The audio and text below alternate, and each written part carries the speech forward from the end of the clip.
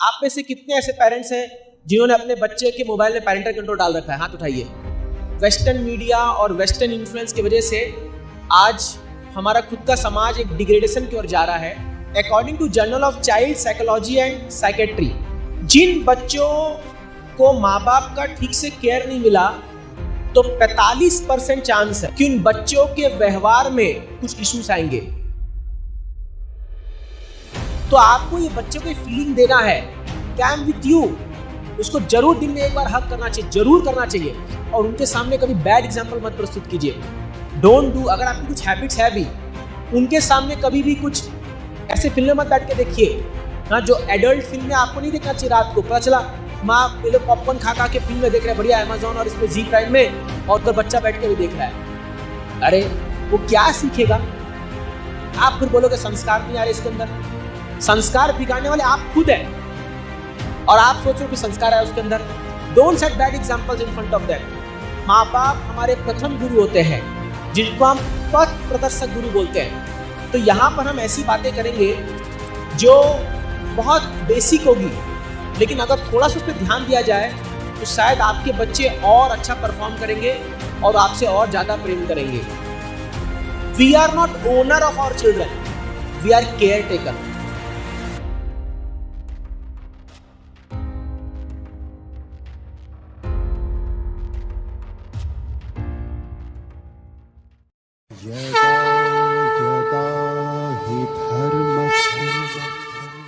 हरे कृष्णा। आप सबका बहुत बहुत स्वागत है इस्कॉन नवी मुंबई खारघर में। तो आपने अपना कीमती समय निकाल करके आज के कार्यक्रम में शामिल हुए हैं, उसके लिए मैं हृदय से आपका धन्यवाद देता हूं। और आज हम लोग एक बहुत ही इम्पॉर्टेंट टॉपिक पर चर्चा करने वाले हैं, art of parenting. Of course needless to say आप कहेंगे आप एक ब्रह्मचारी हैं, आप तो पेरेंट बने नहीं, तो आप क्या सिखाएंगे हमको?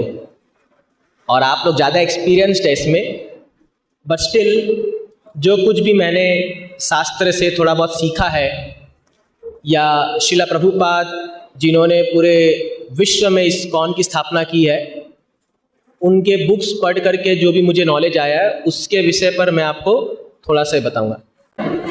तो अभी हमने जस्ट समर कैंप कंप्लीट किया 5 दिन का, और उसमें बहुत अच्छा पार्टिसिपेशन आया, और बच्चों को एंथुजियास्टिकली उसमें पार्टिसिपेशन देख करके हमें समझ में आया कि अगर हम बच्चों को कृष्णा कॉन्शियस वे में उनका डेवलपमेंट करेंगे तो आगे जा कर के ये समाज के लिए, अपने परिवार के लिए, पूरे देश के लिए, दुनिया के लिए बहुत बड़ा कार्य कर सकते हैं।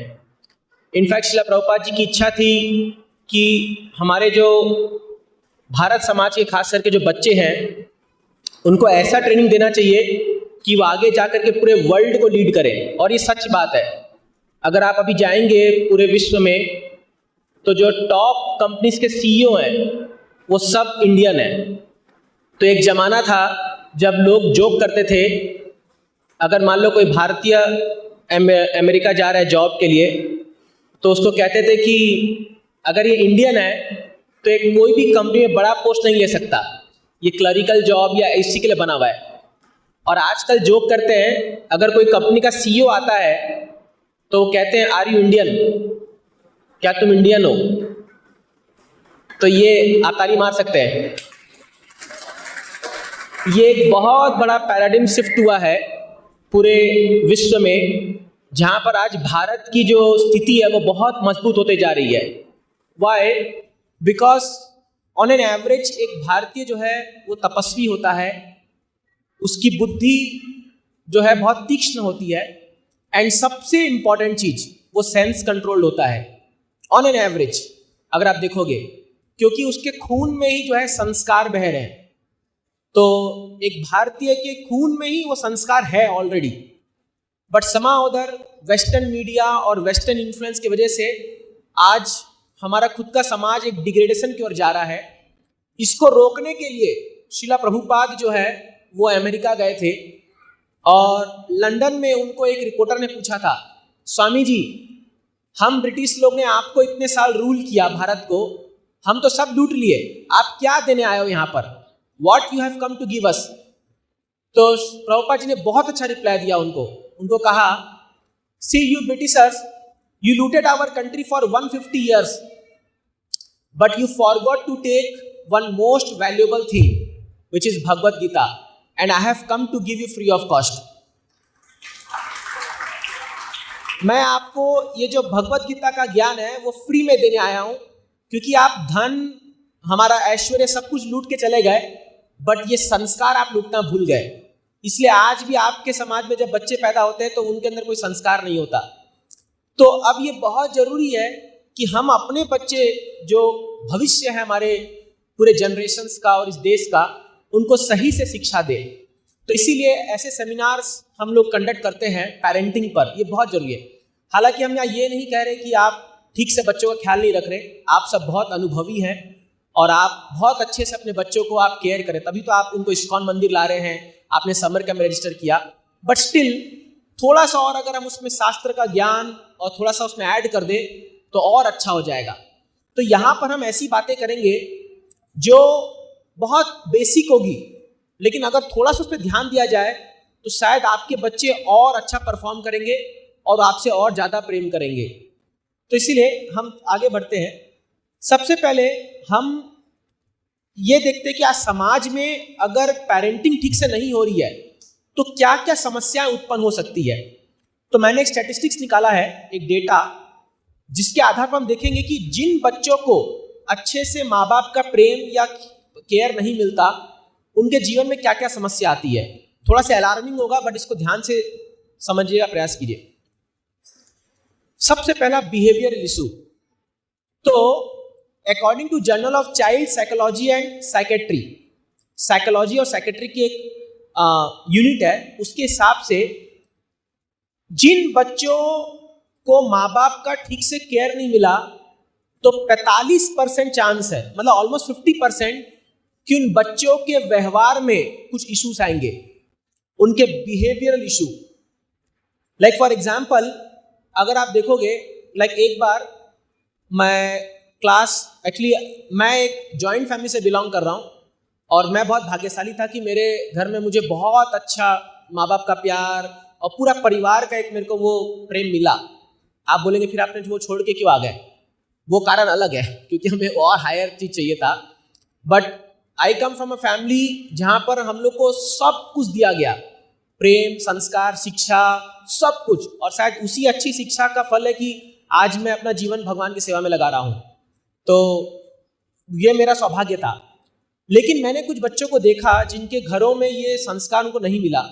तो एक बार मैं क्लास 6 में था, तो मैं क्लास का मॉनिटर था, क्योंकि somehow that I was always amongst top 10 in my school। तो मैं क्लास का मॉनिटर था और एक हमारी टीचर थी, बायोलॉजी की टीचर थी, वो पढ़ा रही थी। तो सडनली क्या हुआ, हम लोग सब बैठे थे, बच्चे पढ़ रहे थे हम लोग, तो एक जो लड़की थी, टीचर कुछ तो ये शायद बातचीत हो रही थी, तो टीचर थोड़ा डांट दिया, थोड़ा सा ऐसा बोल दिया, व्हाई आर यू शाउटिंग, वो तो जनरल सी बात है। वो लड़की खड़ी होकर के रिब्यूक करने लगी टीचर को, मतलब सबके सामने वो टीचर को चिल्लाने लगी, तुम अपने आप को समझते क्या हो। क्लास 6 में मेरा तो पूरा फ्यूज उड़ गया, क्योंकि हमारी कभी इतनी हिम्मत नहीं हुई कि हम टीचर को वापस से रिप्लाई करें। कभी ऐसा हमने तो आज तक किया नहीं, और मैंने कभी ऐसा सोचा भी नहीं था।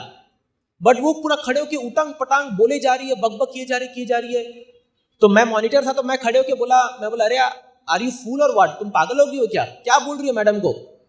तो वो मेरे पर चिल्लाने लग गई, तुम चुप रहो, अपने काम से मतलब रखो। और उसका पूरा फ्रस्ट्रेशन जो था वो टीचर पे उतर गया।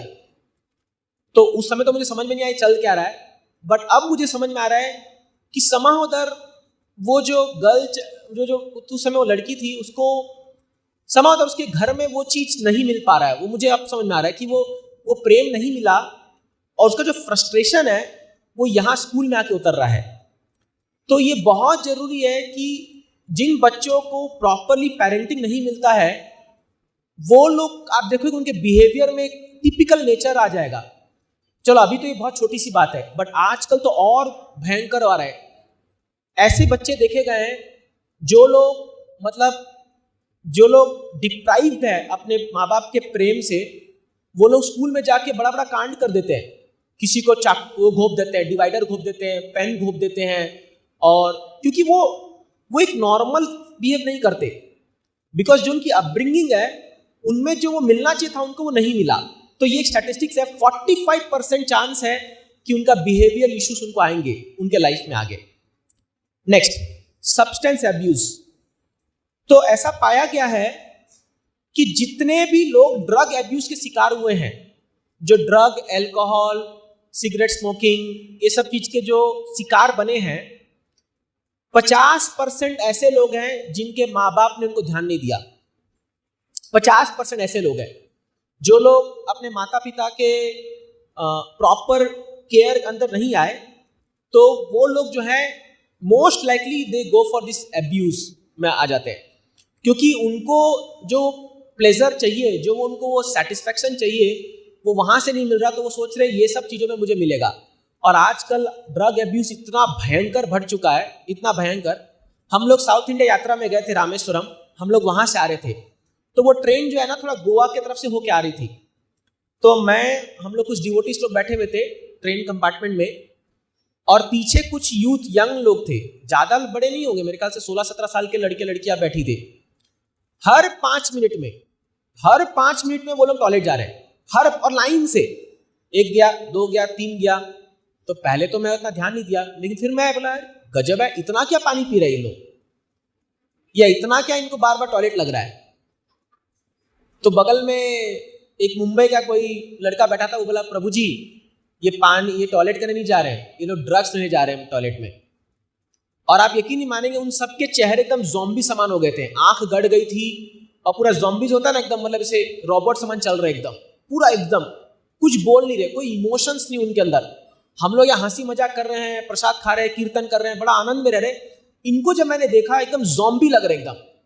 देन आई बोला इनकी उम्र ही क्या हुई है जो, बट वो बोले प्रभु जी क्या करें, ये लोग उस नशे में घुस चुके हैं, अब इनको बहुत मुश्किल है बचाना। तो उनका साइकोलॉजिकल बहुत डिसऑर्डर हो चुका है उनके अंदर अभी।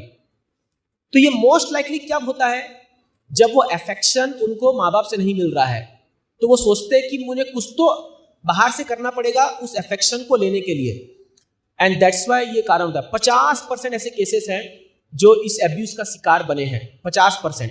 30% पीयर प्रेशर, 10% स्ट्रेस और 10% क्यूरियोसिटी, ये रिपोर्ट है। नेक्स्ट, टीन प्रेगनेंसी, आजकल की सबसे बड़ी समस्या जो हम मुंबई में बहुत नेचुरली देखते हैं।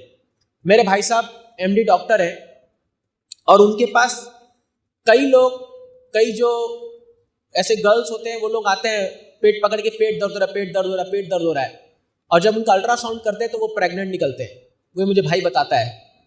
और फिर वो लोग बोलते हैं प्लीज़ मेरे पेरेंट्स को मत बताइएगा प्लीज़, और आप इसको अबॉर्ट कर दीजिए। तो ये बहुत ही सिंफुल काम है, तो of course he never indulges in that, but वो मुझे बताता है कि आजकल इतनी समस्या हो गई इसको लेकर के, इसका 40% जो इसका कारण बताया जा रहा है वो है लैक ऑफ पेरेंटल एजुकेशन।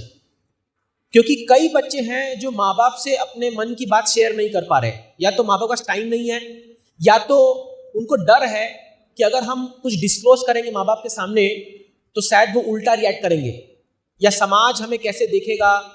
ऐसे बहुत सारी समस्याएं हैं, और 40% कारण है लैक ऑफ पेरेंटल एजुकेशन। तो ये अभी बहुत बड़ी समस्या हो रही है, क्योंकि देखिए हमारे बच्चे पूरे वर्ल्ड को एक्सपोज्ड है, हाथ में इंटरनेट है, और आजकल सब कुछ अवेलेबल है इंटरनेट पे, सब कुछ। तो वो, और शायद आई डोंट नो आप में से कितने ऐसे पेरेंट्स हैं जिन्होंने अपने बच्चे के मोबाइल में पेरेंटल कंट्रोल डाल रखा है, हाथ उठाइए। माय गॉड, आप खुद देख लीजिए, 3-4 लोग हैं खाली, है ना। एनीहाउ, आप शर्मिंदगी फील मत कीजिए, बट आप नहीं जानते कि आप अपने बच्चे के हाथ में क्या दे रखे हैं, जो उसकी पूरी जिंदगी को तबाह कर सकते हैं।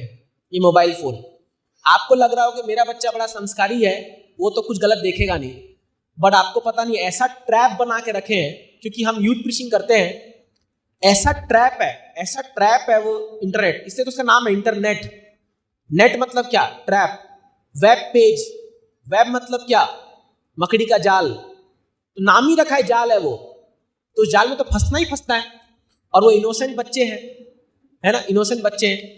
लाइक एग्जाम्पल देता हूँ, एक बच्चा ट्रेन से अपने घर जा रहा था, वो केमिस्ट्री का स्टूडेंट था।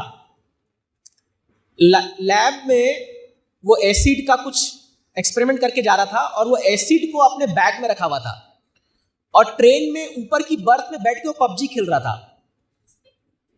वो पबजी खेलते खेलते खेलते खेलते वो इतना उसमें मशगूल हो गया कि उसको प्यास लगी तो पानी की जगह एसिड का बोतल पी गया।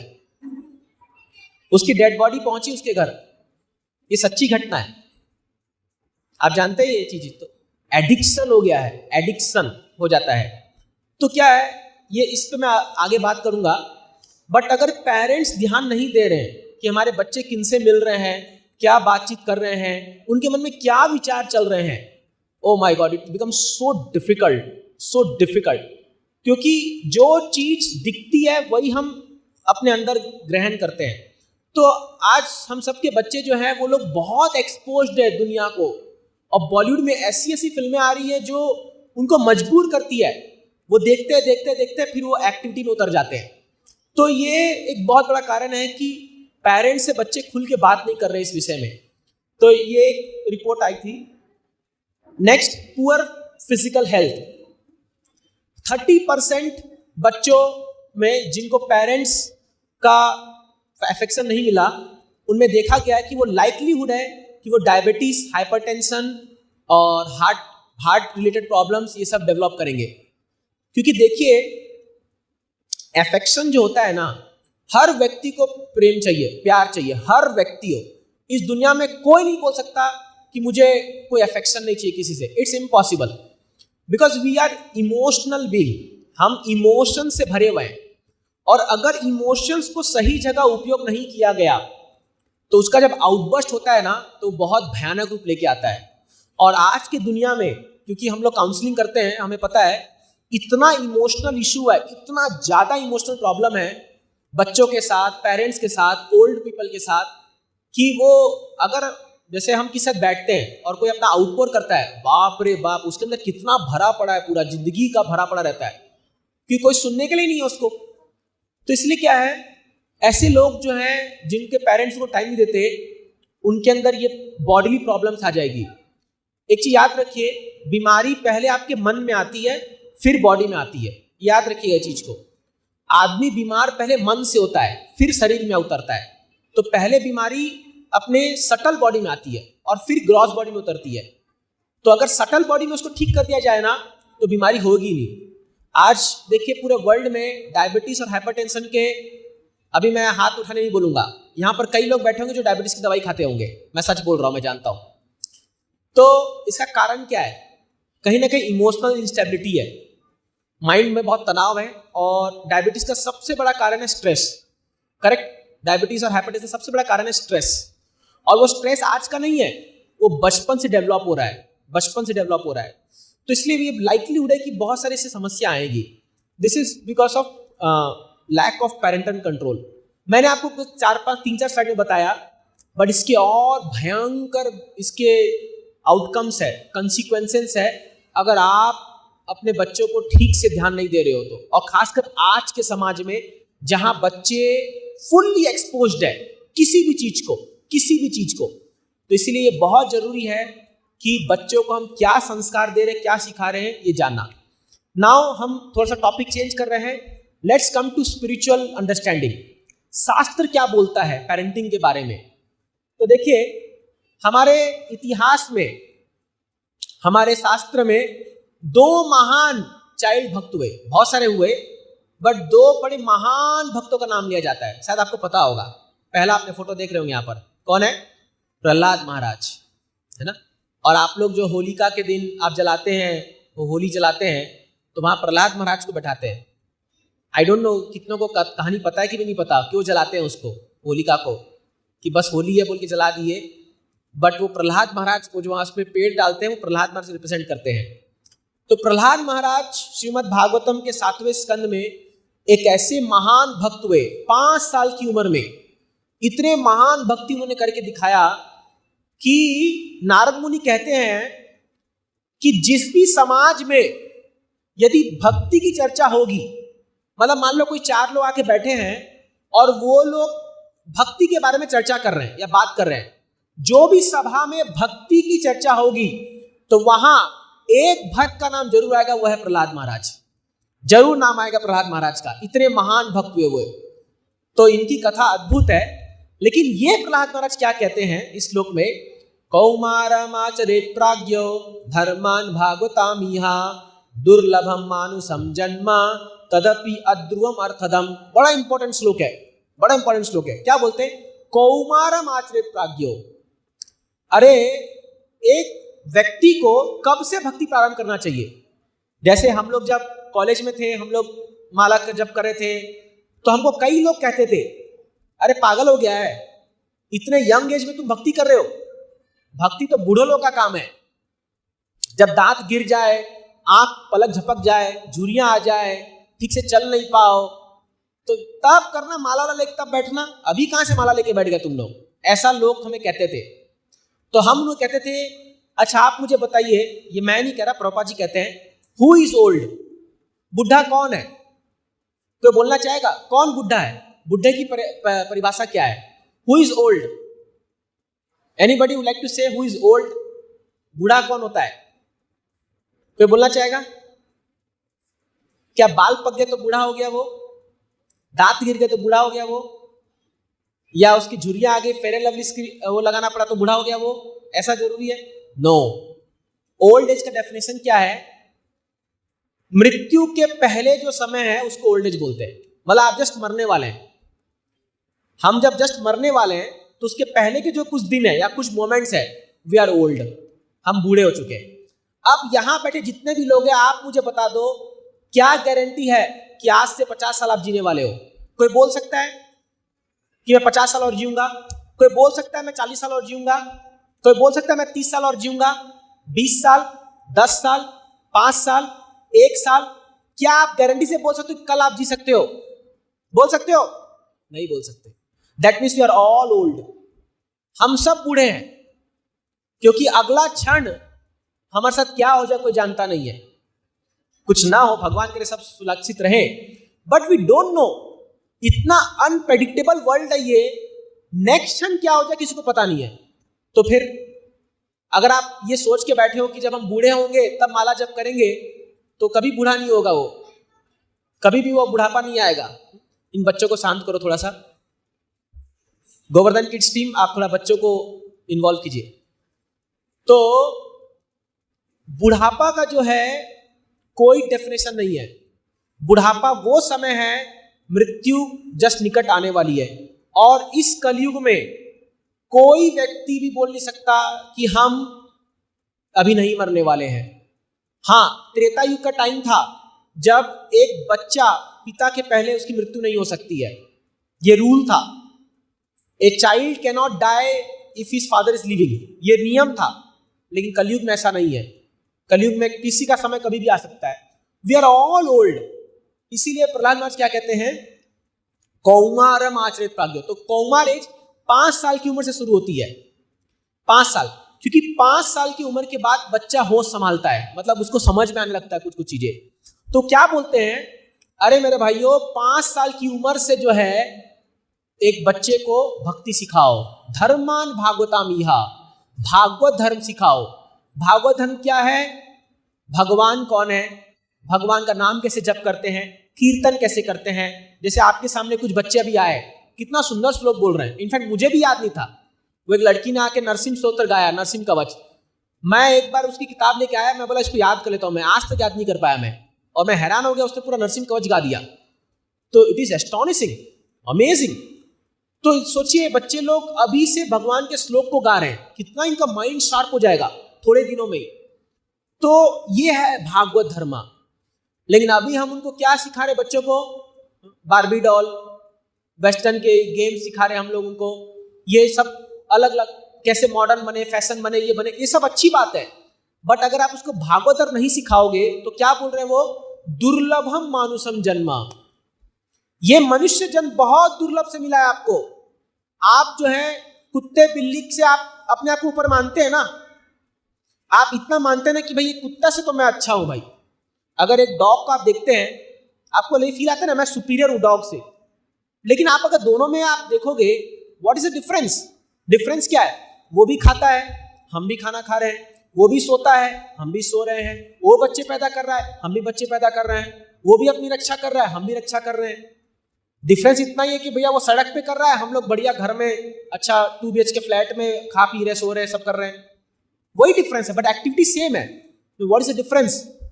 डिफरेंस यही है कि हमारे अंदर वो बुद्धि है कि हम भागवत धर्म को समझ पाए, हम धर्म को समझ पाए। तो जो व्यक्ति अपने धर्म को नहीं समझता, he is as good as animal, वो एज गुड एज एनिमल है।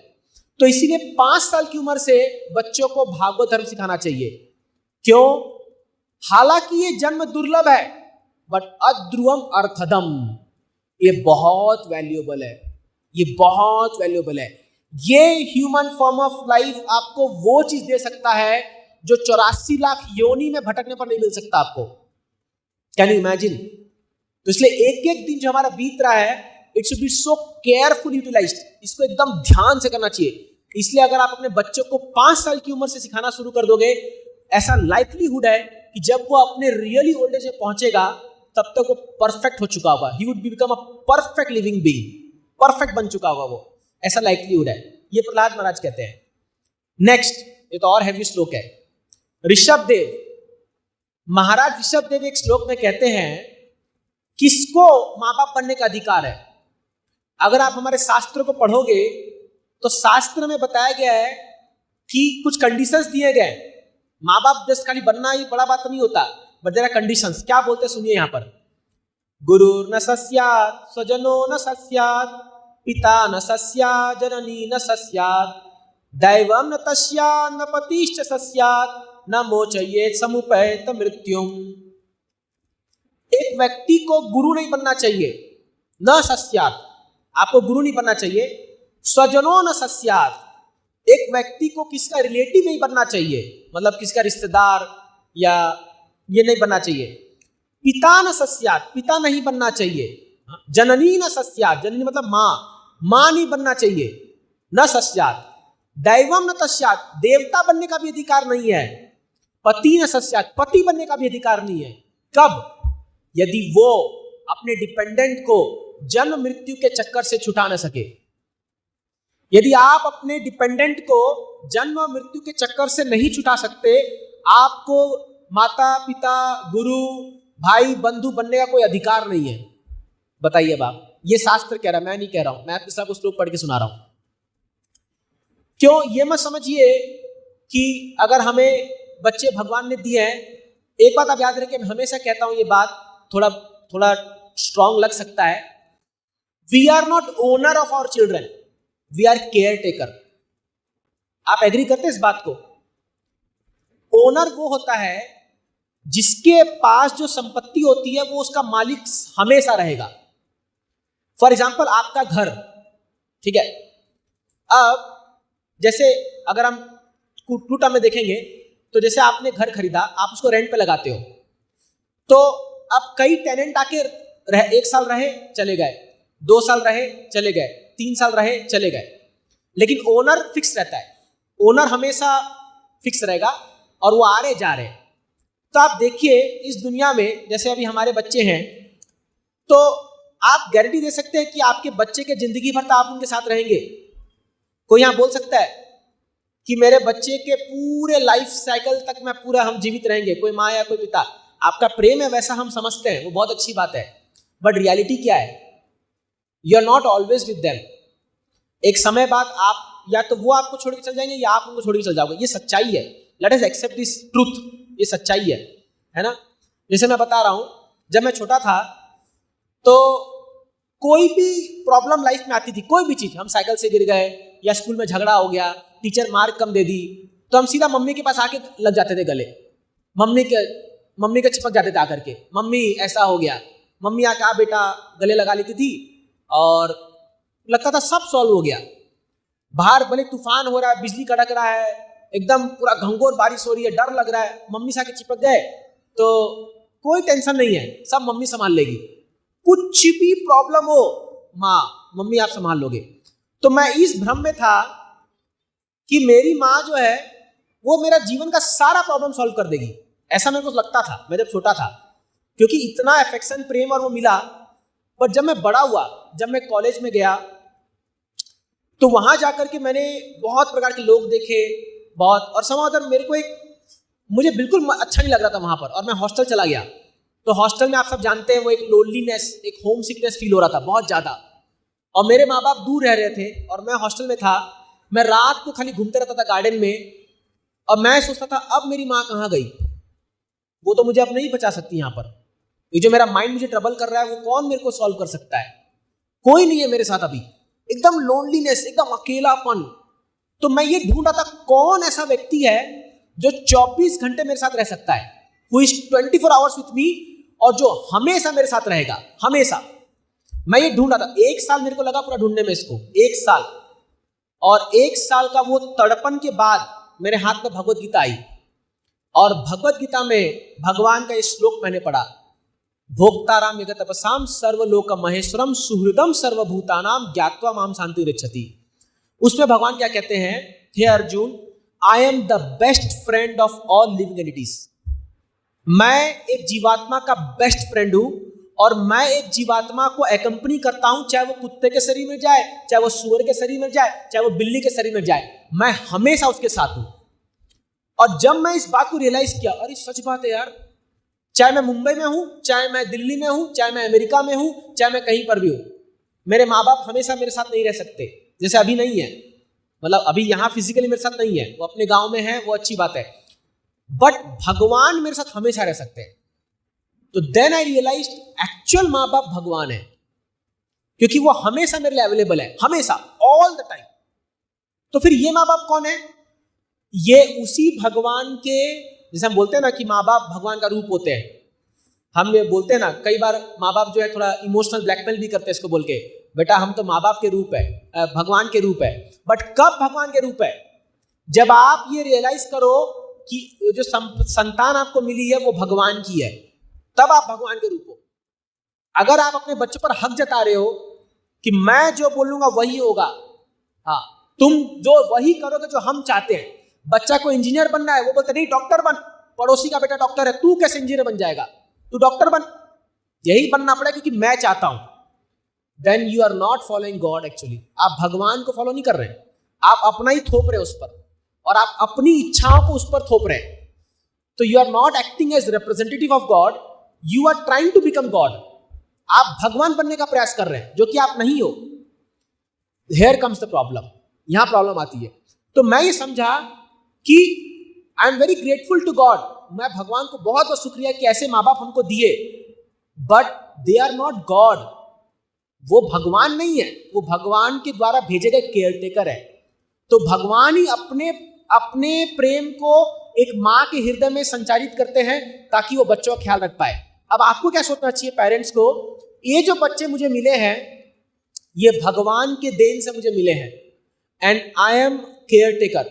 तो मैं इनको ऐसे शिक्षा दूं कि अंततः अपने जीवन के अंत में ये भगवान की प्राप्ति करें।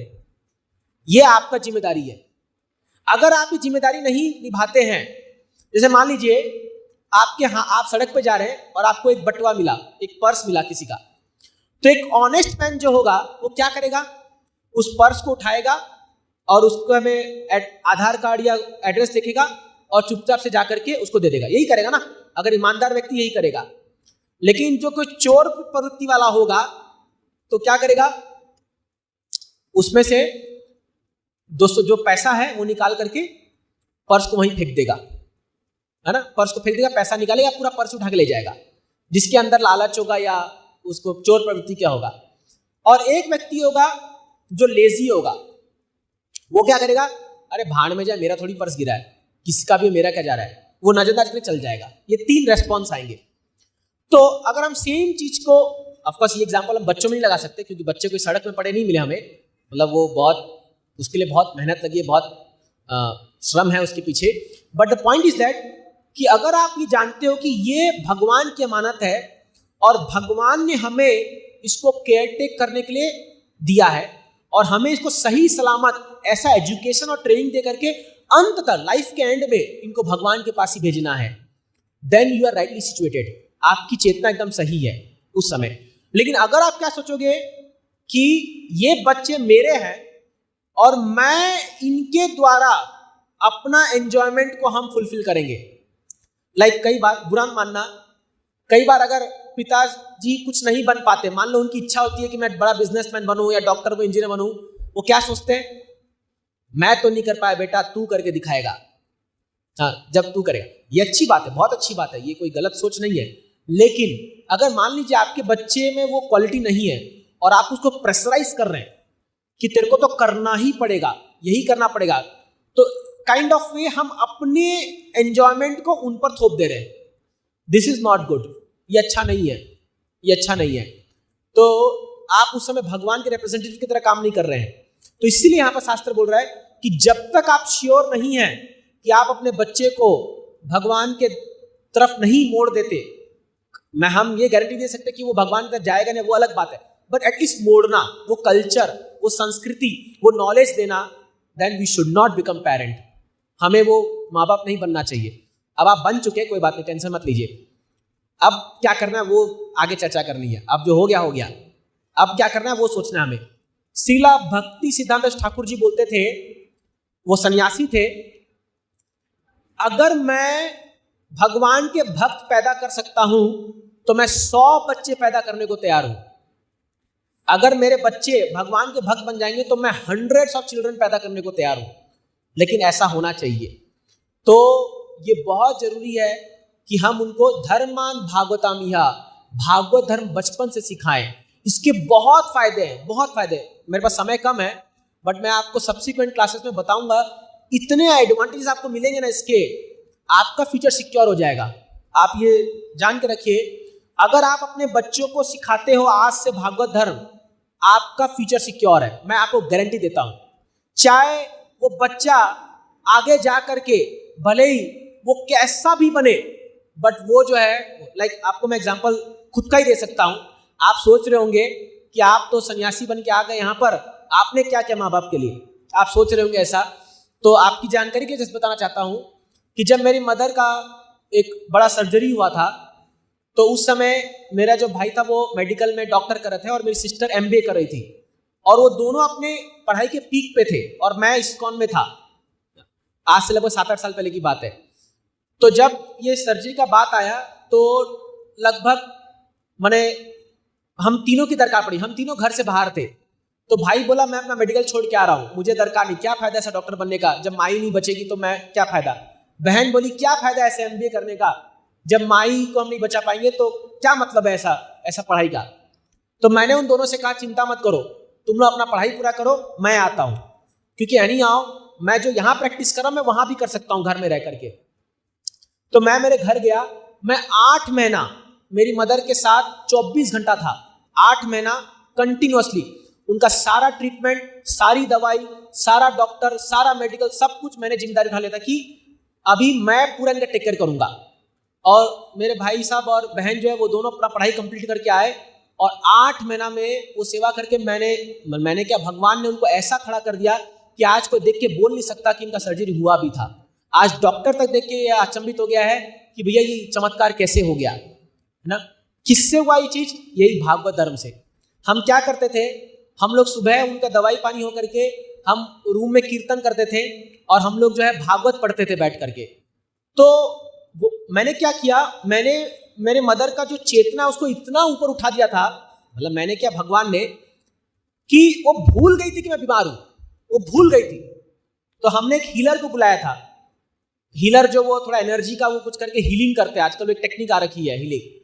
तो वो जब हीलर उस रूम में घुसा, जिस रूम में हम लोग रहते थे हमारे घर में, तो वो हीलर बोला आप लोग यहाँ क्या करते हो? तो मैं बोला हम तो भागवत पढ़ते हैं, हरिनाम करते हैं और बहुत पॉजिटिव वाइब्रेट अच्छी बातें करते हैं। तो वो बोला कि मेरी तो दरकार ही नहीं है यहाँ पर, इस रूम का एनर्जी लेवल इतना हाई है कि मुझे कुछ करने की दरकार नहीं है, आप बीमारी से ऑटोमेटिक आप खुद ही ठीक हो जाओगे because of high energy flowing here. तो उस समय मेरे पूरे रिलेटिव्स जो पहले मुझे बहुत कोस रहे थे, अरे तू नालायक निकला, इंजीनियरिंग डिग्री बर्बाद कर दिया, पैसा कमाता, ये करता वो करता, उस समय बोला, अरे भाई तूने तो बचा दिया, you only saved your mother. आज भी वो लोग बोलते हैं कि भाई इसने बचाया उस समय। तो आप समझ के रखिए कि अगर आपके बच्चे वो भगवान के मार्ग में चलते हैं ना, याद रखिए एक चीज तो गारंटीड है, आपको कभी वो धोखा नहीं देंगे। आज मैं ऐसे माँ बाप को देख रहा हूं मुंबई में खास करके, जिनके बच्चे बड़े होकर के बड़े ओहदे पर गए, बहुत पैसा कमा रहे, बट माँ बाप का कोई टेक केयर नहीं है। भरे कोविड में एक सज्जन यहाँ आते थे मंदिर में, भरे कोविड में उसको घर से निकाल दिया गया था, उसके बाप को, उस व्यक्ति ने। भरे कोविड के बीच में जब पूरा लॉकडाउन था, कोई ट्रेन नहीं चल रही थी, और वो बेचारे वृद्धाश्रम में जाके रुके थे। अगर इतना, आज मदर्स डे भी है वैसे, happy Mother's Day to all the mothers, तो याद आ गया जस्ट। बट आज मुझे कोट आया कि आज पूरे इंटरनेट में Mother's Day Mother's Day Mother's Day, लेकिन आयरनी ये है कि वृद्धाश्रम में बहुत मदर्स बैठे हुए हैं। जो लोग मदर्स डे सेलिब्रेट कर रहे हैं, तो वो माताएं किनकी है जो आज वृद्धाश्रम में बेचारे 2-2 रोटी के लिए तरस रहे हैं? किनकी माँ है वो? हमारे समाज की माँ है ना वो। तो क्या गलती हुई उनसे कि उनको आज ये दिन देखना पड़ रहा है? गलती ये हुई, वो क्या सोचे, मेरा बच्चा अगर बड़ा इंजीनियर डॉक्टर बनेगा तो आगे कमाएगा, हम आराम से रहेंगे। उसको क्या पता था कमा करके वो एक और स्त्री को ले आएगा अपने जीवन में, और मेरा तो रास्ता आउट है। आजकल मुंबई में 2 फ्लैट खरीदते हैं लोग कि शादी के बाद हम और पत्नी और माँ बाप अलग घर में। बहुत सारे ऐसे मैंने देखा एग्जाम्पल, मैं तब बोल रहा हूँ, शायद आपके साथ ना हो, लेकिन ऐसा देखा जा रहा है। ये कारण है क्योंकि उनको सही ट्रेनिंग नहीं मिला। उनके अंदर वो एक्सटर्नली वो बड़े आदमी बन गए, बट इंटरनली वो बहुत श्रंकेन है। उनकी चेतना बहुत सेल्फिश बन चुकी है, और वो खाली क्या देखते हैं, मैं, मेरी पत्नी, मेरे बच्चे, बाकी सब जाए बाण में, मुझे क्या लेना देना। तो ये because of lack of education है, लैक ऑफ नॉलेज है, इसलिए शास्त्र ये बात कह रहा है। नेक्स्ट, अगर आपके बच्चे भगवान के मार्ग में जुड़ जाते हैं, प्रहलाद महाराज की मैं आपको कहानी बता रहा था, तो प्रहलाद महाराज जब भक्ति किए और नरसिंह देव खंबा फाड़ करके उनके सामने प्रकट हो गए थे। आप सोचिए, प्रहलाद महाराज के पिता हिरण्यकशिपु बड़े असुर थे।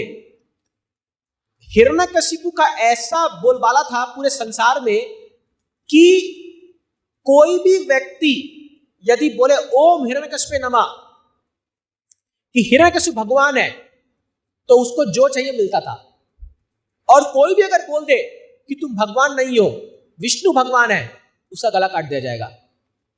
बट दुर्भाग्य से या सौभाग्य से हिरण्यकशिपु का अपना बेटा ही पैदा हो गया जो कभी नहीं बोला कि पिताजी तुम भगवान हो।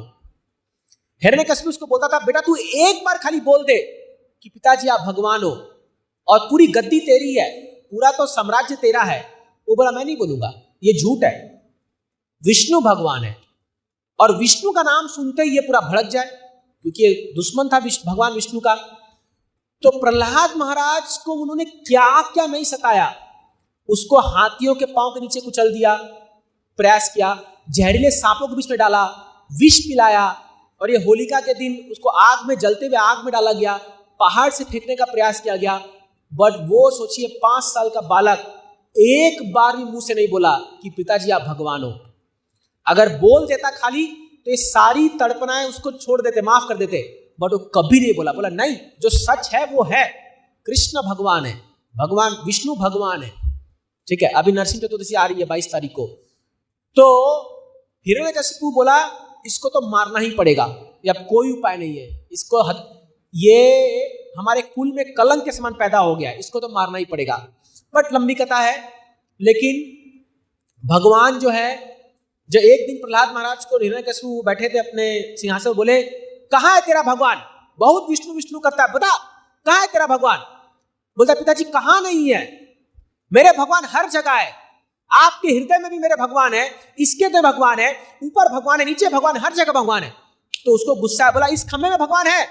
बोला हाँ है, अगर इस खंबे भगवान है तो इस खंबा को ही चकनाचूर कर दूंगा, अपना ही महल का पिल्लर।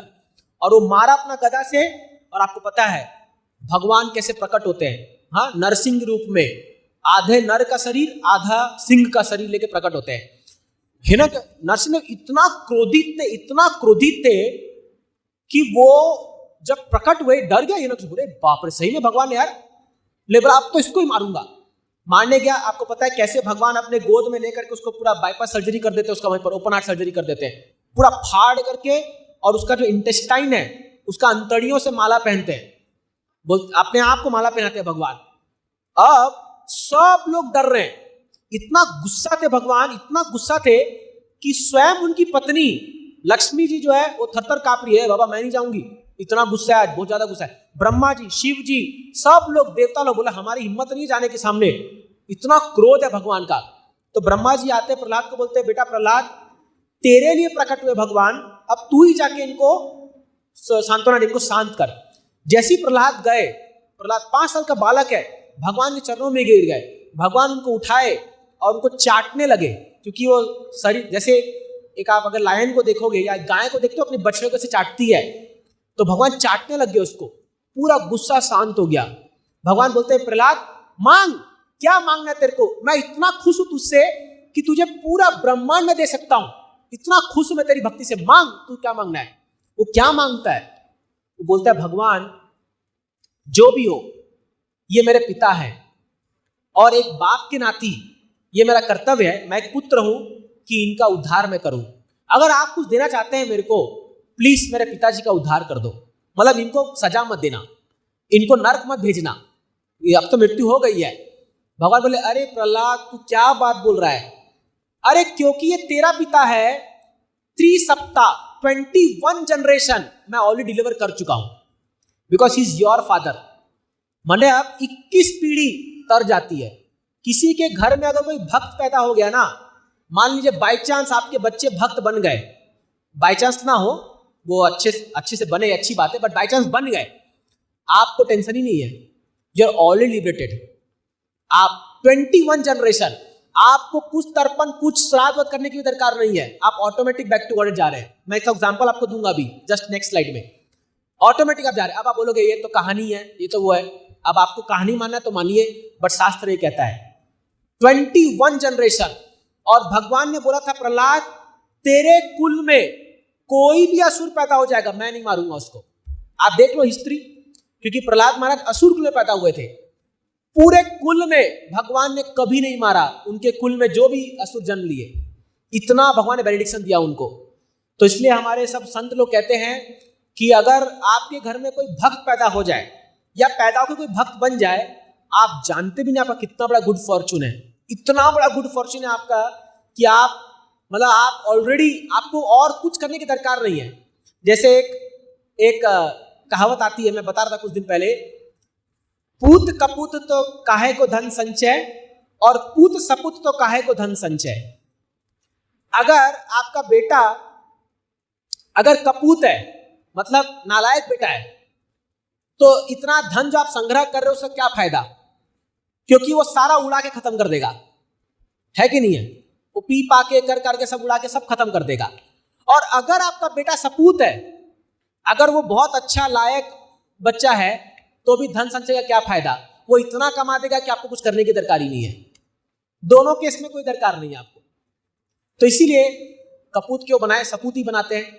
तो अगर आप उनको भक्ति सिखाओगे ना, आप देखोगे at the end of the day आपके वही काम आएगा। आप देख लेना, ये चीज ये गारंटीड है, क्योंकि हमारे इस्कॉन में हमने देखा है बहुत सारे भक्त लोग जो हैं, उन लोगों ने अपने माँ बाप की जो सेवा की है अंतिम टाइम में, आप यकीन नहीं मानेंगे, हमारे इस्कॉन में कई ब्रह्मचारी हैं जिनके माँ बाप का जब अंतिम समय में कोई ख्याल नहीं रखता है, वो लोग उनको मंदिर में ला करके या मंदिर के पास कोई घर लेकर के वो पर्सनल सेवा करते हैं अपने माँ बाप की।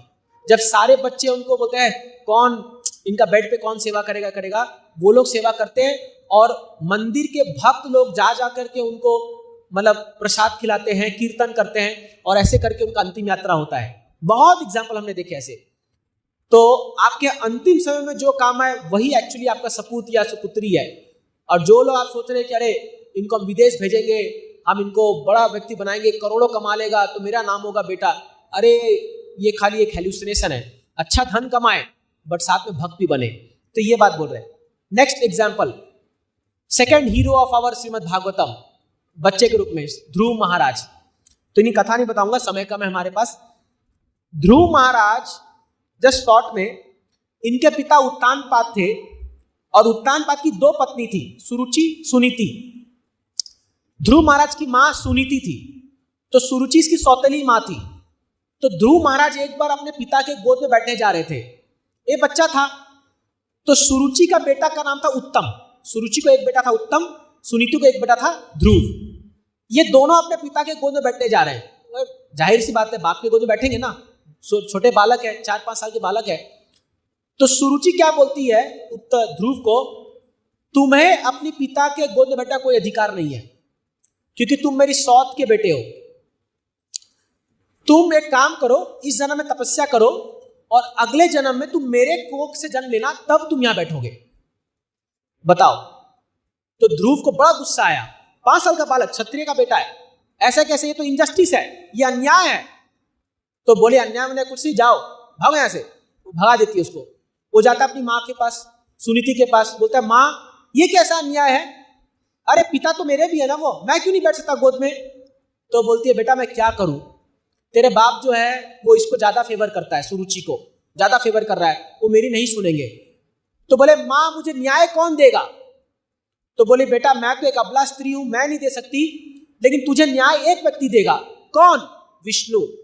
भगवान विष्णु तुझे न्याय देंगे, क्योंकि वो सबको न्याय देते हैं। तो बोला कहां मिलेंगे विष्णु। बोला मैंने संतों से सुना है वो जंगल में मिलते हैं, जा बेटा जंगल में जा, तपस्या कर, तेरे को मिल जाएंगे विष्णु। ये जंगल में जाता है, इतना डिटरमाइन होता है, 6 महीना तपस्या करता है, भगवान विष्णु प्रकट हो जाते हैं सामने। इसके मन में क्या इच्छा होती है कि मैं इतना तपस्या करूंगा कि मेरे पिताजी के पिताजी के पिताजी, पिताजी का नाम उत्तानपाद, उत्तानपाद के पिता स्वयंभू, स्वयंभू के पिता ब्रह्मा जी से बड़ा राज्य प्राप्त करके दिखाऊंगा। इसके मन में इच्छा थी।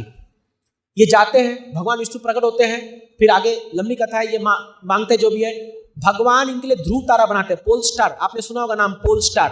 वो ध्रुव तारा ध्रुव महाराज के लिए बनाया गया था। 36,000 साल रूल करते हैं उस प्लैनेट को, ये 36,000 ईयर्स।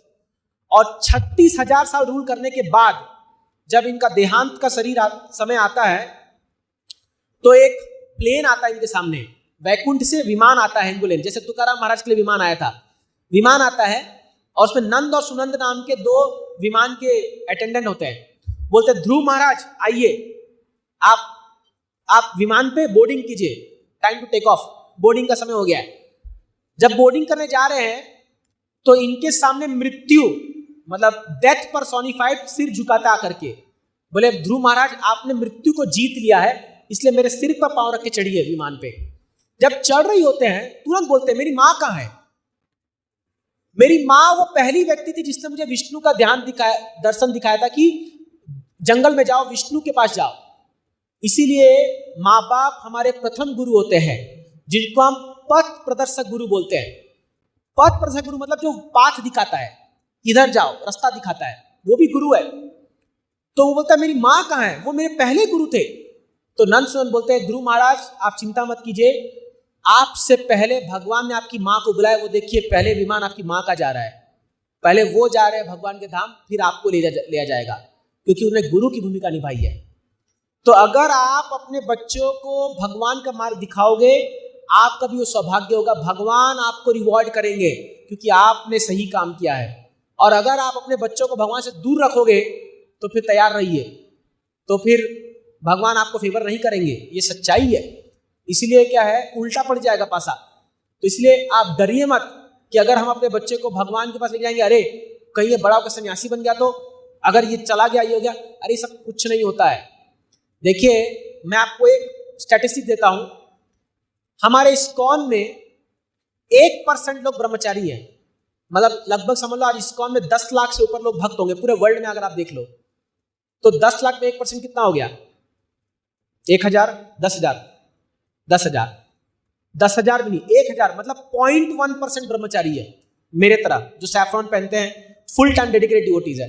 1,000 ब्रह्मचारी होंगे और बाकी 9 लाख लोग जो गृहस्थ हैं। और आप यकीन मानेंगे इन 1,000 ब्रह्मचारी में हार्डली 10 लोग ऐसे होंगे जो उन गृहस्थ के बच्चे हैं। जो गृहस्थ भक्त बने उनके बच्चे खाली 10 लोग ऐसे होंगे। हम में से कोई भी ऐसे नहीं है जिनके माँ बाप भक्त थे और वो लोग भी ब्रह्मचारी बने, ऐसा नहीं होता। ये जो जीवन है ये इनर कॉल होता है।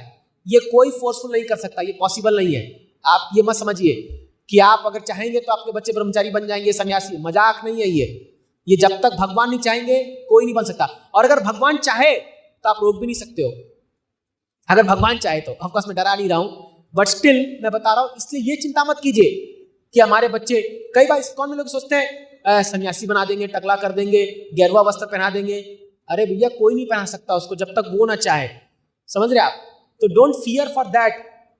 लेकिन अगर आप अपने बच्चे को भक्ति नहीं सिखाओगे तो लाइकलीहुड है कि अगर वो गेरुआ ना पहने बट कुछ और पहन के आ जाएगा ना, फिर आपका दिमाग खराब हो जाएगा, समझ रहे? तो इसीलिए क्या है कि it is better to take them to Krishna consciousness. तो ये एग्जाम्पल ध्रुव महाराज का आता है। तो इसलिए मैंने आपको 2 एग्जाम्पल बताया, प्रहलाद महाराज, ध्रुव महाराज। इनकी कथा आप पढ़ सकते हैं भागवतम में, कैसे उन्होंने भक्ति किया और अपने माँ बाप का उद्धार किया और पूरे समाज का कल्याण किया। इसलिए आज भी इनका नाम लिया जाता है, ध्रुव और प्रहलाद का। तो ये हमारे लिए आदर्श है। स्वयं चैतन्य महाप्रभु इन 2 भक्तों का कथा बार बार सुनते थे, है ना? तो नेक्स्ट अभी जो है हम लोग शास्त्र की बात छोड़ करके कुछ प्रैक्टिकल टिप्स में आते हैं। What not to do in front of a children. Art of parenting का ये एक है। ये बच्चा उंगली दिखा रहा है बिस्किट खाते खाते, मत करना ऐसा। आपको अपने बच्चों के सामने क्या नहीं करना चाहिए, क्या करना चाहिए वो तो अभी थोड़ा आप समझ गए होंगे, बट क्या नहीं करना चाहिए मैं बता रहा हूं। थोड़ा पर्सनल हो सकता है बट प्लीज टेक इट और समझने का प्रयास कीजिए। सबसे पहला, डोंट फाइट। बच्चों के सामने कभी झगड़ा मत कीजिए। अभी हाथ नहीं उठवाऊंगा मैं, क्योंकि ये हम बहुत बड़ी गलती करते हैं। जब बच्चा देखता है कि ये माँ बाप जो आपस में झगड़ रहे हैं और एक दूसरे को बुला बड़ा कह रहे हैं, रूठ के बैठ रहे हैं, कर रहे हैं, वो डर जाता है। उसको क्या लगता है कि मेरा दोनों शेल्टर खत्म होने वाला है। इंटरनली इमोशनल उसके अंदर बहुत ऐसे एक डर पैदा हो जाता है उसके अंदर। उसको क्या लगता है, अरे बाबा अभी ये भी गई ये भी गए, दोनों झगड़ रहे हैं। बच्चे हमेशा चाहते हैं कि वो माँ बाप को साथ में देखे, हमेशा। जब वो देखते हैं कि माँ बाप बहुत प्रेम से रह रहे हैं तो उसको एक शेल्टर फील होता है कि ये लोग हैं ना, क्योंकि 2 वे है, दोनों चीज चाहिए उनको, माँ भी चाहिए बाप भी चाहिए। आप देख लेना, जिन घरों में डाइवोर्सी लोग होते हैं उनके बच्चे का ग्रोथ बहुत एबनॉर्मल होता है। ये दोनों चीज चाहिए, उसको पिता का भी प्रेम चाहिए, माँ का भी प्रेम चाहिए। ये बहुत जरूरी है, बहुत जरूरी है। इनफैक्ट कई डाइवोर्स तो इंडिया में इसलिए रुक जाते हैं क्योंकि बच्चों को देख करके, अरे भाई बच्चे हैं उनके लिए, और ये अच्छी बात है। इसलिए बच्चा होना बहुत जरूरी है, बहुत जरूरी है ये, क्योंकि वो एक कारण बनता है जिसके लिए जीवन का एक आधार मिल जाता है हम लोग को। तो ये बहुत जरूरी है। इसलिए प्रयास कीजिए, कभी बच्चों के सामने फाइट मत कीजिए। कुछ इंटरनल कॉन्फ्लिक्ट है उसको बाहर सॉल्व कीजिए। आपको झगड़ना है ना, घर से बाहर जाओ, सेंट्रल पार्क में आ जाओ, कहीं छुपके में झगड़ा, एक दूसरे का मारा पिटी करो, कोई दिक्कत नहीं है, चलेगा, है ना? या हम लोग को बता दीजिए, आपको कोई रूम दे देंगे इस्कॉन में कहीं पर, झगड़िए दिल खोल के, कोई टेंशन नहीं है। बच्चों के सामने मत कीजिए, ये अच्छा नहीं है। इनफैक्ट ऊंचे आवाज में बात भी नहीं करना चाहिए बच्चों के सामने। जब आप एक दूसरे को चिल्ला के भड़क के बोलते हैं ना तो बहुत नेगेटिव इन्फ्लुएंस जाता है बच्चों के मन में। पहला rule, don't fight. Second, don't put bad example in front of children. बच्चों के सामने अगर आपको हैबिट्स है स्मोकिंग की, ड्रिंकिंग या कोई चीज की, बच्चों के सामने मत कीजिए, प्लीज मत कीजिए। आपको लगता होगा ये क्या सीखेगा, बट वो सब कुछ सीखता है, वो सब कुछ देखता है, वो जो है ना वो उस चीज को एब्जॉर्व कर रहा है। देखिए बच्चे आपकी भावनाओं को कैच करते हैं, इमोशंस को कैच करते हैं वो।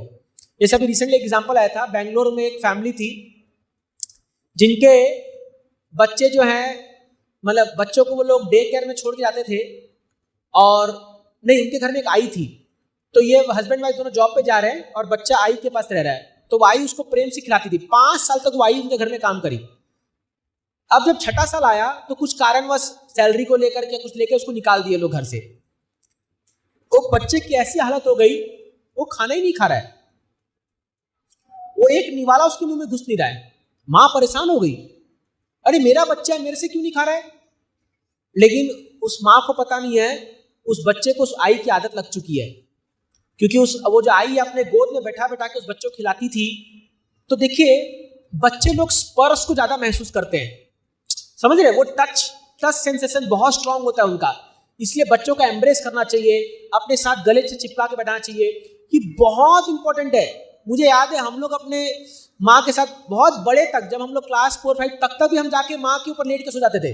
शायद आप लोग भी कई लोग किए होंगे और अभी बच्चे लोग करते हैं। कभी भी उनको, अभी क्या हो गया, जब मैं भक्त बन गया ना, तो मैं पहले तो फैनेटिक था, तो मेरी माँ की आदत क्या कि जब भी मैं घर जाता हूँ ना, आज भी तो मुझे एम्ब्रेस करके किस करती है, आज भी। तो जब मैं शुरू में भक्त बना था, तो जैसी मेरी माँ आई एम्ब्रेस में, तू रो माया, उनका तो फ्यूज उड़ गया। वो बोली अरे बाप रे, ये कौन तेरे को सिखा दिया? तब वो पूरा अगेंस्ट हो गए मेरे भक्ति के। बोले इसको कौन सिखाया कि मैं मतलब ये माँ का एम्ब्रेस। मेरे को लगता था अरे स्त्री, हम लोग थोड़ा ब्रह्मचारी उस पूरा भाव में थे, हम ब्रह्मचारी, हम ये हैं। फिर मैं बहुत प्रॉब्लम हो गया मेरे को घर में। फिर मैं थोड़ा काउंसलिंग लिया, लोगों से पूछा, तब उन्होंने कहा अरे मूर्ख, तुम चाहे ब्रह्मचारी बन जाओ चाहे सन्यास बन जाओ, माँ के लिए तुम बच्चे ही हो। तो इसलिए आज भी मैं जाता हूँ तो माँ मुझे कभी एम्ब्रेस करती है तो कोई दिक्कत नहीं, और वो हेल्दी है, वो कोई एक स्त्री पुरुष का एम्ब्रेस है।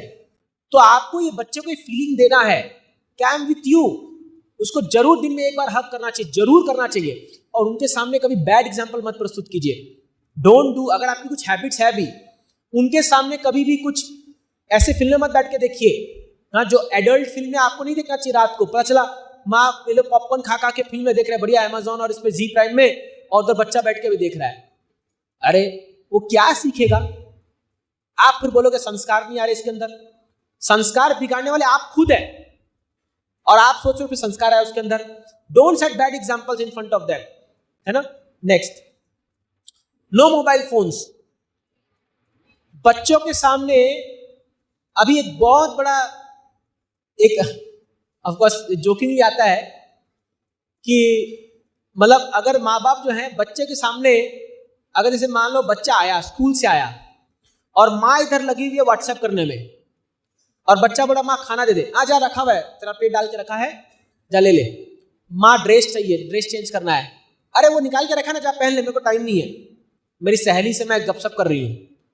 उसको क्या लगेगा आप सोचिए।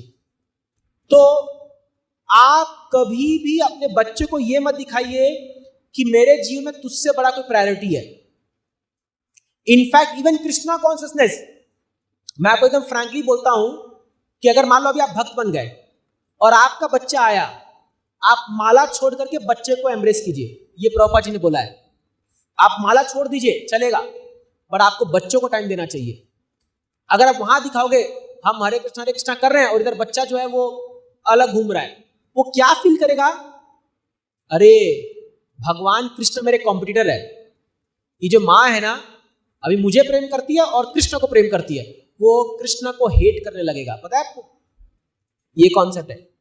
माँ का प्रेम कोई नहीं बांट सकता, याद रखिए, कोई बर्दाश्त नहीं करेगा। इसीलिए आपका फर्स्ट प्रायोरिटी है योर चिल्ड्रन, आपके बच्चे। आपको हर एक चीज को छोड़ना चाहिए उस समय, कोई भी हो, चाहे वो कोई भी हो, you just leave it and take care of child. उस समय जब बच्चा स्कूल से आ रहा है या बच्चा बाहर खेल के आ रहा है, तो जैसे वो घर में घुसे यू शुड बी रेडी। अरे मेरा बच्चा आ गया, उसको फील होना चाहिए ये मेरे लिए मेरी माँ मेरे लिए वेट करेगी। आप देखिए वो बच्चे को वो कैसा ग्रोथ करेगा। ये छोटी बहुत चीजें हैं, बहुत छोटी चीजें हैं, और ये साइकोलॉजिकली असर डालती है। इसलिए मोबाइल फोन से दूर रखिए। बच्चों के सामने ज्यादा आपको कुछ दरकार नहीं, गेम खेलने की बात नहीं, फोन में बात कर ले जब वो सो जाए। आप असला घंटे घंटे आप लगे हुए फोन में और बच्चे को देख ही नहीं रहे। What is this? तो ये मोबाइल ने कई घरों को बर्बाद कर दिया है, कई बच्चों का परवरिश बर्बाद कर दिया है। इससे बहुत बोल सकते हैं लेकिन अभी टाइम कम है, इसलिए फोर्थ पॉइंट बहुत important, don't criticise your elders. अपने ससुर सास को क्रिटिसाइज मत कीजिए बच्चे के सामने, वो उनके दादा दादी हैं। आप समझ रहे हैं? पता चला जो सास का झगड़ा है, गुस्सा है, बच्चे के सामने निकाल दिया, तेरी दादी ना, ये अच्छा नहीं है, ये अच्छा नहीं है। भले आपका आपके सास या माँ या जिससे भी नहीं बनता होगा, ससुर से कोई प्रॉब्लम नहीं है, वो आपका इंटरनल इश्यू है। बच्चों के सामने प्रकट मत कीजिए उस चीज को, क्योंकि उसकी दादी भी उसको उतना ही प्रेम दे रही है जितना आप दे रहे हो। और जब वो सुनता है आपके मुंह से कि अरे वो ऐसी है, उसको बड़ा दुख होता है बच्चा को। ये मैंने प्रैक्टिकली देखा है, इसलिए मैं ये सब पॉइंट्स, ये सब मैं खुद लिखा हूँ पॉइंट्स को, क्योंकि मैं देख के आ रहा हूँ, इसलिए कोई भी चीज मैं आपको मन मर्जी नहीं बोल रहा हूँ। Don't criticise elders. याद रखिए, आज आप अपने सास ससुर या माँ बाप को गाली दे रहे हो, आपका दिन भी आने वाला है। और वो बच्चा देखा है कि मेरे मम्मी पापा इस सिचुएशन में ऐसा बिहेव किए थे, तो मुझे कैसा करना है, ऐसा ही करना है। फिर आप बड़े होकर रोओगे, अरे क्या बच्चा निकला, नालायक निकला। लेकिन आप भूल जाते हो कि 25 साल पहले आपने भी वही काम किया था। आप नहीं करते होगे, बट सावधान हो जाइए। कभी बच्चे के सामने क्रिटिसाइज मत कीजिए अपने रिलेटिव्स को, अपने एल्डर्स को या अपने परिवार वालों को, क्योंकि उसके नजर में सब बराबर है, उसको सबसे प्रेम मिल रहा है, समझ रहे ना। तो ये पॉइंट को ख्याल रखना चाहिए। And finally, give time to your children. बच्चों को टाइम दीजिए। एक एग्जांपल देकर के मैं खत्म करूंगा, यहां पर समय बहुत हो गया है। एक बेटी अपने पिताजी के पास आई, पिताजी आप कितना कमा लेते हैं दिन में? ये चौंक गया, बोला अरे ये प्रश्न ये क्यों पूछ रही है? तो बोला अरे बेटा तेरा क्या काम है, तेरे को कितना पैसा चाहिए, बोल कितना पैसा चाहिए, तू पैसा ले ले, अपना काम कर। नहीं नहीं पिताजी प्लीज प्लीज बताइए ना, आप कितना कमा लेते हैं दिन में, कितना कमा लेते हैं? तो बहुत जिद करने पर बोला, बेटा मेरा 1 घंटा का कीमत 1000 रुपया है। मैं अगर 1 घंटा काम करता हूं तो मेरे को 1000 रुपये मिलता है। तो बच्ची बोली थैंक यू पापा। अपना रूम में गई, अपना पिगी बैंक लेके आई, पिगी बैंक फोड़ी और कर के चिल्लर पिल्लर 1 रुपया 2 रुपया 5 रुपया करते करते 500 रुपये जमा हो गए। 500 रुपये पिताजी को देती है, बोलते पिताजी can you give me half an hour, क्या मुझे आधा घंटा दे सकते हो? समझ रहे आप एग्जाम्पल को? बहुत बड़ी समस्या है, माँ बाप बच्चों से टाइम ही स्पेंड नहीं कर रहे। उनको क्या लगता है ये वेस्ट ऑफ टाइम है। इसलिए मैं एक अगला कोट से आपको खत्म करूंगा, ये पढ़िए, बहुत इंपॉर्टेंट कोट है ये और बहुत मीनिंगफुल है। Your children need your presence more than your presents. समझे इस बात को इंग्लिश में? आपके बच्चे आपकी मौजूदगी को ज्यादा पसंद करते हैं, ना कि आपके गिफ्ट्स को। वो गिफ्ट तो पसंद करते ही हैं, अच्छी बात है, बट उससे ज्यादा आपकी मौजूदगी को पसंद करते हैं वो। समझ रहा? आप ये मत सोचिए कि आप बहुत पैसा कमा करके उसके लिए सारी सुविधा लाके दे दोगे, फिर भी उसका ग्रोथ अंडर डेवलप्ड ही रहेगा, क्योंकि आपने उसको टाइम नहीं दिया है। तो इसीलिए आप एक्सक्लूसिव समय निकाले अपने बच्चों के लिए कि ये घंटा बच्चा बेटा तेरे लिए है, बता क्या करना है। तेरे को घूमने जाना है, चल घूमने चल। तेरे को कुछ गेम खेलना है, चल गेम खेलते हैं। Give time to your children. बच्चों को समय दीजिए। आप आज समय नहीं देंगे, कल वो आपको समय नहीं देगा। याद रखिए बात को। कल जब आप बूढ़े हो जाएंगे, आपको डॉक्टर के पास भी नहीं लेके जाएगा वो, क्योंकि आपने बचपन में टाइम नहीं दिया उसको, है ना। कई पेरेंट्स ऐसे होते हैं, खास करके पिताजी लोग, जिनको ये पता नहीं होता कि मेरा बच्चा कौन सा क्लास में है, क्लास 4 में कि 5 में कि 6 में कि 7 में है, उसको खाली फीस भरने से है ना। सबका ये, मेरा भी ये अनुभव है। तो ये पता नहीं होता एक्चुअली बच्चे पढ़ते हैं माँ के, मोस्टली माँ के ही आग्रह पर, वो बहुत अच्छी बात है, बट टाइम दीजिए। देखिए अगर आप टाइम नहीं दोगे बच्चों को तो कोई और टाइम दे रहा है, समझ रहे हैं? कोई और टाइम दे रहा है उसको मोबाइल टाइम दे रहा है, उसको उसके फ्रेंड्स टाइम दे रहे हैं, वो आपके हाथ से निकल जाएगा, 100% निकल जाएगा वो, क्योंकि आपने समय नहीं दिया उसको समय रहते। तो इसीलिए ये एक छोटा सा प्रेजेंटेशन था जहां पर हम आपको आगाह कर रहे हैं। आप इस कोई भी आप जो है, ये बच्चा थैंक यू आपको दिखा रहा है थम्स अप कि बी प्रिपेयर्ड। तो मैं आपसे हाथ जोड़ के रिक्वेस्ट करता हूं कि अभी भी देरी नहीं हुई है, आप इस्कॉन से जुड़े हैं। ये संस्था हर प्रकार के, हर वर्ग के लोगों के लिए एजुकेशन, कल्चर, ट्रेनिंग प्रोग्राम लेके आती है, हर प्रकार के लोगों के लिए। तो इसीलिए क्या है, आप सब जो है इस इस्कॉन से जुड़िए और आप देखिए इस्कॉन जो है वो ओवरऑल ग्रोथ करता है एक व्यक्ति का। अगर कोई व्यक्ति इस्कॉन से जुड़ के चल रहा है, केवल हमारे प्रोग्राम अटेंड कर रहा है, तो मैं आपको गारंटी दे सकता हूं कि उसका ओवरऑल डेवलपमेंट होगा, उसके स्किल्स, इमोशनल बैलेंस, उसका जो है स्पिरिचुअल बैलेंस, सब कुछ डेवलप होगा। पर आपको टाइम देना होगा, आपको इसको सीखना होगा। शास्त्र में सब कुछ है, everything is there in shastras, सब कुछ है, बट आपको उसको समझना होगा।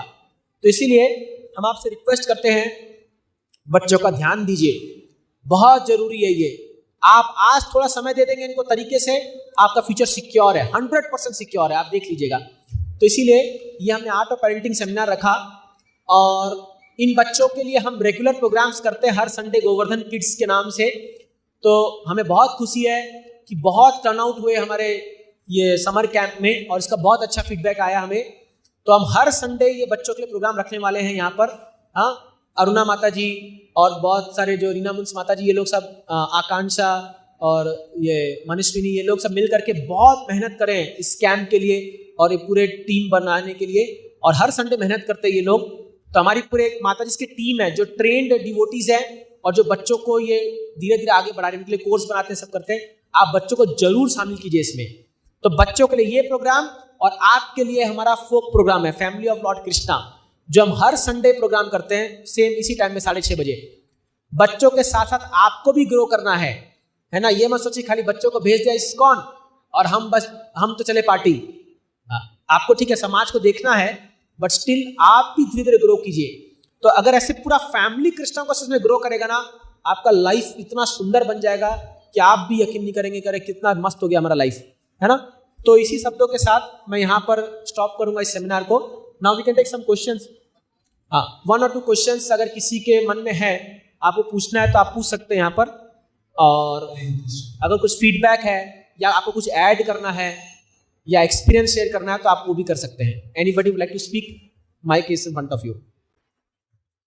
प्रभु जी, मुझे एक क्वेश्चन है कि एज ए वर्किंग पेरेंट्स हैं हम दोनों लोग, तो बच्चे को उतना टाइम तो नहीं दे पाते हैं, वो थोड़ा लगता है मन में, बट और क्या करें, थोड़ा इमोशनल हो जाते हैं उस चीज में।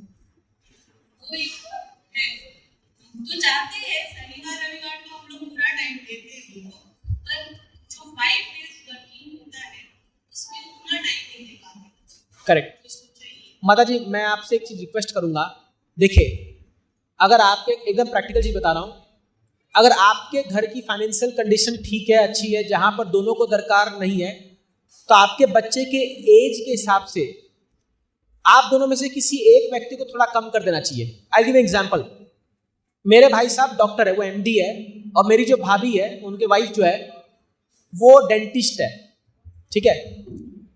जब वो विवाह शादियों के आई थी तो उनको एक क्लिनिक बना के दिया भाई ने एज ए डेंटिस्ट, बट हमने कंडीशन रखा कि आप उस क्लिनिक में केवल 2 घंटा बैठेंगे, 2 घंटा, क्योंकि हमें आपसे 1 रुपया भी नहीं चाहिए। हमने क्लियर बोल दिया था कि आपकी प्रायोरिटी आपके बच्चे हैं, आपका शौक है, क्योंकि आपने डेंटिस्ट पढ़ाई करी है। कई बार माता को लग सकता है कि हमने इतना पढ़ाई किया, हमने इतना वो किया, क्या फायदा उसका, बेकार रह जाएगा। बट आप समझिए माता जी कि आपके बच्चे आपकी असली दौलत है। आज आप उनको सिक्योर कर रहे हो ना, आपका भविष्य सिक्योर है। आप जो पैसा कमा करके सिक्योरिटी नहीं प्राप्त कर पाओगे, वो उनसे सिक्योर कर पाओगे। अगर पॉसिबल हो तो अगर मान लीजिए हस्बैंड अगर 8-10 घंटा काम कर रहे हैं, आप तो रिड्यूस कर दीजिए, आप हाफ डे कीजिए। खाली कोई ऐसा जॉब पकड़िए जहां एटलीस्ट आप 1 हाफ बच्चों को दे पाओ। ये एक ऑप्शन है। अगर वो ऑप्शन नहीं हो रहा है, वो नहीं हो रहा है, तो क्या है, आप बच्चों के साथ बैठिए और उनको बोलिए तुमको क्या चाहिए। एक ओपन डायलॉग हो जाए और वो क्या चाहते हैं उनसे पूछिए कि आपके मन में क्या है। अगर वो दिल खोल के बोलेंगे, वो अगर ये बोले कि नहीं माँ, हमें आपका पैसा नहीं चाहिए, हमें सुविधा नहीं चाहिए, हमें आप चाहिए, then you should plan accordingly. देखिए, अभी आप अगर मैं ये बात बोलूंगा तो फेमिनिज्म के नाम पर आप लोग मुझे ही दोष देंगे कि अरे क्यों एक स्त्री घर में बैठना चाहिए, क्यों उसको काम नहीं करना चाहिए। ये छोड़िए, लेकिन किसी ना किसी को तो घर होम मेकर बनना पड़ेगा ना। घर को अगर आपको बनाना है, somebody has to become homemaker ना, तो somebody has to compromise। और आप ये मत सोचिए कि आप अगर एक गृहिणी, आप एक होममेकर है तो आप बहुत लेस काम कर रहे हैं, ऐसा बिल्कुल नहीं है। आप बहुत बड़ा काम कर रहे हैं, क्योंकि आप समाज को एक अच्छा नागरिक बना के दे रहे हैं। एक स्त्री एक समाज में अगर वो 2-3 बच्चे पैदा करती है, वो इस पूरे दुनिया को 2-3 रत्न पैदा करके दे रहे हैं। सोचिए, अगर आपके बच्चे बड़े होकर के कुछ बड़ा महान काम करने लगे, कोई अच्छा काम करने लगे, तो धन्य है कि आपने समाज को इतने अच्छे बच्चे करके दिए। लेकिन मान लो वो अगर बड़े होकर के उनकी प्रॉपर परवरिश नहीं हुई, तो फिर दोषी कौन है? तो इसलिए इसको थोड़ा सा हमको समझ के करना चाहिए।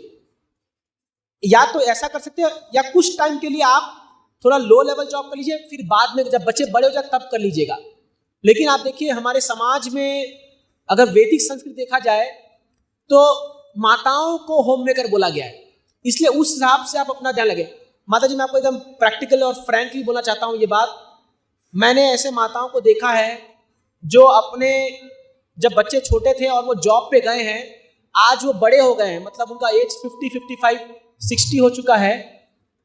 दे आर रियली मिजरेबल, क्योंकि आज वो बच्चे अपने माँ को ध्यान नहीं दे पा रहे और डिप्रेशन का शिकार बन रखे हैं वो लोग। मैं अपनी आंखों से देख रहा हूँ ये चीजें। तो क्या आप भविष्य को नहीं देख पा रहे हैं वो चीज की कितना बड़ा इसका प्रॉब्लम आ सकता है? तो प्लीज इसको प्रॉपर कंसल्ट करके इसको जो है ध्यान दीजिए। लेकिन ये बहुत जरूरी है कि आपको बच्चों को टाइम देना पड़ेगा, इसका कोई ऑल्टरनेटिव नहीं है। ये आपको कोई रिप्लेस नहीं कर सकता। माँ माँ होती है, चाहे कहीं आपको डे केयर में डालो, चाहे कहीं भी डालो, बोर्डिंग स्कूल में डालो, it will not work, it will not work. आपको थोड़ा इसमें समझना पड़ेगा और इसको थोड़ा सा मैच्योरली डील करना पड़ेगा, तब जाके आप देखोगे ये होगा। तो ये आपके ऊपर है, I will not interfere into that zone की हम वो चीज़ आपकी पर्सनल लाइफ है, बट स्टिल आप जो है बुद्धिमानी से काम लीजिए, बच्चों का भविष्य देखिए, ये बहुत इंपॉर्टेंट है। मैं कहना चाहूँगा अगर फाइनेंशियल कंडीशन ठीक ठाक है, काम चल सकता है, तो अभी थोड़ा दिन के लिए चलेगा, कम में चलाइए। एक बार बच्चे थोड़े बड़े हो जाएं, मैच्योर हो जाएं, फिर आप सेविंग्स कीजिए ना, कौन बोलता है? ये मेरा अंडरस्टैंडिंग है। Thank you. जहाँ पे लड़के सीख रहे थे, it was the only mode of communication, जहाँ पे लोग एक दूसरे से उनका हाल चाल पूछ सकते थे, एक दूसरे से वार्तालाप कर सकते थे, एक दूसरे को देख सकते थे। आज कंडीशन ऐसी है कि it was only because of that कि आज लड़कों को mobile phone, laptops, iPads, iPhones का आदत लग गया, आदत लग गई है। तो मेरा ये क्वेश्चन है कि अभी how to overcome that situation? भाई आज even my kid is small, he is also going to school, और इंटरनेट ही एक ऐसा जरिया है जहाँ पे उसको एक्सपोजर, यस आपने जो बात कही वो एकदम सही है कि they are getting expose to many things that should not be expose to. लेकिन एक दूसरा अगर पॉइंट ऑफ व्यू ये अपन देखें तो आई थिंक कि वही एक जरिया है जहाँ पे वो वर्ल्ड से कनेक्ट कर सकते हैं। करेक्ट। आज घर पे बैठ के वो देख सकता है कि अमेरिका में कैसा एजुकेशन हो रहा है, ठीक है, तो कि आज अगर मैं यहाँ पे मैं दिल्ली के क्लासेस कैसे कर सकता हूँ? करेक्ट, समझ गया। या तो in that situation how to tackle that thing? Yes Prabhu ji, thank you. तो प्रभु जी बोल रहे हैं कि हर एक चीज इस दुनिया में जो होती है प्रभु जी, उसका पॉजिटिव और नेगेटिव होता है। कोविड टाइम में आपको जान करके बड़ा हैरानी होगा, इंडिया वाज द कंट्री जहां पर सबसे ज्यादा पोर्नोग्राफी देखी गई है। इंडिया जब रेटिंग हुई थी तो पोर्नोग्राफी जो बैड मूवीज है वो इंडिया में सबसे मैक्सिमम नंबर ऑफ आवर्स देखा गया। देखिए संसार का नियम क्या है ना, जब आप कोई बॉल ऊपर से छोड़ते हो वो अपने आप ऊपर नहीं जाता, नीचे जाता है। अगर आप कोई भी चीज को लेट लूज छोड़ देते हो ना तो वो नेगेटिव की ओर ही भागेगी। ये पैटर्न बना हुआ है क्योंकि नेगेटिव फोर्सेस ज्यादा है खासकर इस कलयुग में। बट स्टिल हम मोबाइल को भी फेंक नहीं सकते क्योंकि ये सब चीज का जरिया बन गया है, पेमेंट का जरिया, कुछ भी चीज मोबाइल पे सब कुछ है। बट हम इसको कंट्रोल कर सकते हैं। इसलिए मैंने प्रश्न पूछा था कि आप में कितने बच्चों के अंदर पेरेंटल कंट्रोल है। आप यकीन नहीं मानेंगे, मैं खुद पेरेंटल कंट्रोल का एडमिन हूं। मेरे जो यूथ लोग होते हैं जिनको मैं ट्रेनिंग देता हूं, मैं उनके परमिशन से उनके मोबाइल में ऐप डालता हूं, और अगर वो कोई भी गलत चीज में जा रहे हैं तो मुझे मैसेज आ जाता है। और उनको पता है कि अगर मैं कुछ गलत देखा तो प्रभु जी को पता चल जाएगा। इनफैक्ट एक बार क्या हुआ, मैं एक रूम में था और एक यूथ लड़का मेरे से 4 रूम में था। मुझे तुरंत मैसेज आया क्योंकि वो जो सर्च करते गूगल में वो मेरे को लिख के आता है कि ही सर्च दिस, और उसने कुछ रॉन्ग वर्ड टाइप किया था। मैं उसका रूम में खटखटाया, तुरंत जा करके देखा, वो घबरा गया। वो बोला प्रभु जी आप कैसे आए? बोला प्रभु जी क्या देखने वाले हो?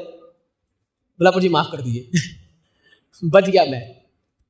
एक भय होना चाहिए आपके बच्चे के अंदर, एक हेल्दी फियर कि मेरे पापा को पता है मैं क्या देख रहा हूं मोबाइल में, ये होना चाहिए। तो आप क्या करो, अभी आपके बच्चे के सामने ही बोल देता हूं ये चीज। आप उसके मोबाइल में वो ऐप डाल दो या मत भी डालो, लेकिन उसको भय दिला दो कि देख बेटा तू कुछ भी कर रहा है, मुझे पता चल रहा है, मुझे पता चल रहा है। केवल वो भय, वो डर उसको बचा देगा गलत चीजों से। ये हेल्दी फेयर होना चाहिए। आज क्या है, हम माँ बाप जो है अपने वो भाव और प्रेम में आकर के मेरा बेटा ले बेटा मोबाइल ले, तेरे को ये चाहिए ले ले, सब कुछ कर तू, कोई टेंशन नहीं है। आप एक्सेस भरोसा कर रहे हो, आप उस पर भरोसा करो, अच्छी बात है, पर आप दुनिया पे भरोसा नहीं कर सकते। दुनिया इतनी खराब है कि वो आपके बच्चे को उस ट्रैप में ले ही लेगी।